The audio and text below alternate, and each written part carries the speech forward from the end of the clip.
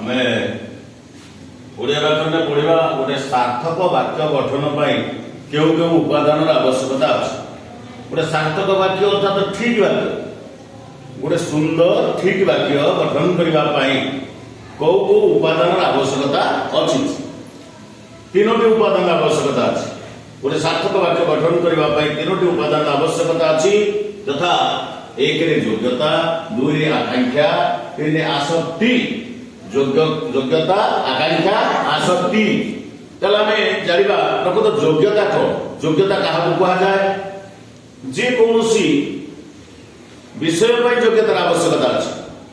दशम श्रेणी पिला दशम श्रेणी योग्यता अच्छी बोली तुम दशम श्रेणी पाठ पढ़ु। जड़े ओएस ऑफिसर ओएस पाई योग्य विवेचित होती जड़े कृषकर योग्यता अच्छी से कृषि कार्य कर जड़े ड्राइवर लाइसेंस योग्यता अच्छी बोली से गाड़ी चलाई पार। तेणु आमको प्रथम जानवा दरकार वाक्य योग्यता कौन। योग्यता क्या कह जाए। योग्यता हूँ पदगुड़िकर पारस्परिक संबंध। पदगुड़िकर पारस्परिक संबंध।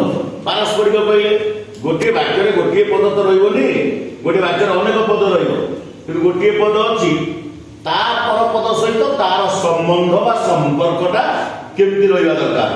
से गोटे पदर अन्य पद सहित पारस्परिक संबंध को कह जाए योग्यता। आकांक्षा कौन ना अर्थटा पूर्ण हो पार गोटे पद आउ गोटे पद को अपेक्षा कर मिसिले या सहित गोटे अर्थ प्रकाशित हम।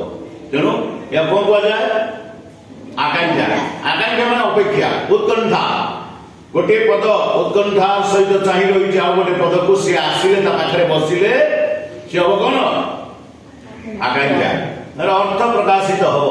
तेणु आकांक्षा हूँ पद गुड़िक आकांक्षा हूँ गोटे पद अर्थबोधकता अन्य पद को अपेक्षा करें। आसक्ति आसक्ति कौन पद योजना बा सौंदर्य बोध। पद पाखे पद बस अर्थ बाहर सत्य किंतु बेसी सुंदर हम केमी ना पद योजना अर्थात कौ पद पर कौ पद रहिले वाक्यटी सुंदर हम ताकू कह आसक्ति। मन रहा योग्यता क्या कह जाए पदगुड़िकर पारस्परिक संबंध को योग्यता कह जाए। आकांक्षा क्या कह जाए अर्थबोधकता गोटे पद अपेक्षा करें।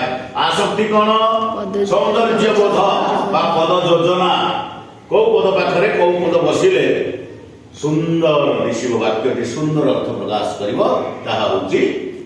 आसक्ति। तेणु परवर्ती क्लास आम वाक्यांश खंड वाक्य ये सब विषय आलोचना करवा।